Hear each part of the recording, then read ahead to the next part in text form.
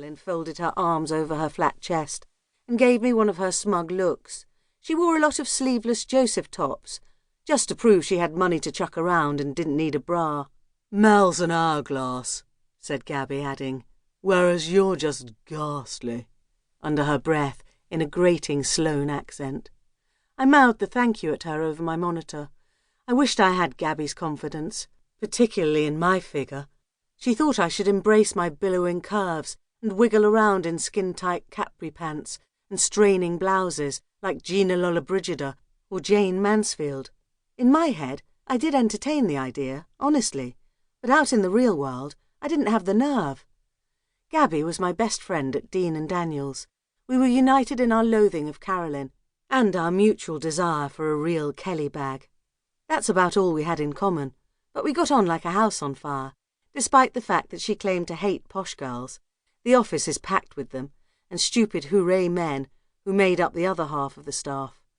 I often wondered what she was doing working somewhere like Dean and Daniels, but I think it was because she got a malign pleasure out of running rings around everyone. Gabby's filing was so baroque that you'd need to have worked in code busting at Bletchley to find anything unaided. "It's nice of you to see it like that," I said, and automatically checked my emails in case there was any communication yet from Orlando, the on-off love of my life.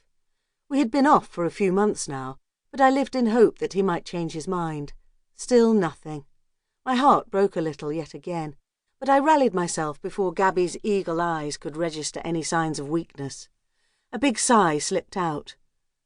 "Oh, come on," she said. "Ignore the numbers on the labels. They don't mean anything." "Don't they? Good job I'm handy with a needle and thread, or I'd never have a thing to wear." "Mel, I would kill for your figure," said Gabby sternly. "Your tiny waist," she grimaced, "your proper lady's bosom." I smiled because it's rude to refuse a compliment, even if you don't quite believe it. "Oh, no, you wouldn't. Bones are so much more elegant." "I don't know," said Gabby, shooting a sideways glance in the direction of the photocopier. "Nothing worse than those posh Fionas who trail up and down outside, all skinny and blonde like malnourished Afghan hounds," she went on, making sure Carolyn could hear her.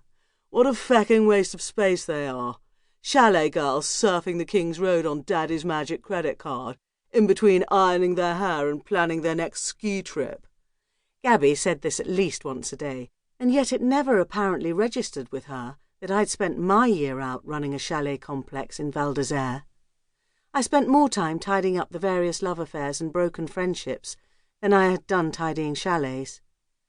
"Gabby, I was a chalet girl," I protested gently.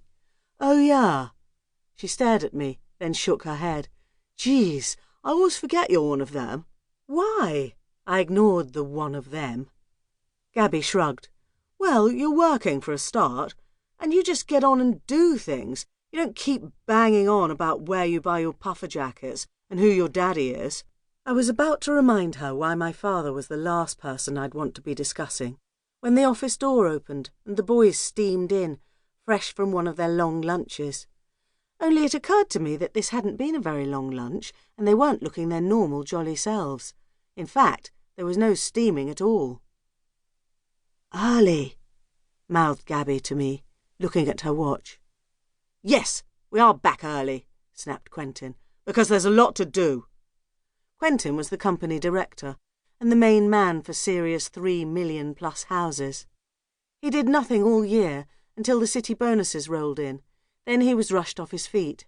Carolyn was meant to be his PA, but all she seemed to do was book mysterious lunches with clients I knew he didn't have, and order flowers for his very sweet and undeserving wife, Letitia. The other boys slunk into their seats and started making subdued phone calls, which wasn't like them at all. "Melissa, would you come into my office?" said Quentin, "and bring a pot of coffee and some cups with you." "Ooh, Melissa," smirked Carolyn, who had reappeared out of nowhere, much in the manner of Mr. Ben's shopkeeper. Her coral lipstick looked very fresh and brought out the nicotine stains on her teeth beautifully. Gabby swore blind Carolyn couldn't be a day under 35, despite the desperate palaver of her 30th birthday party the previous year. "It'll be about that skirt, I'd bet."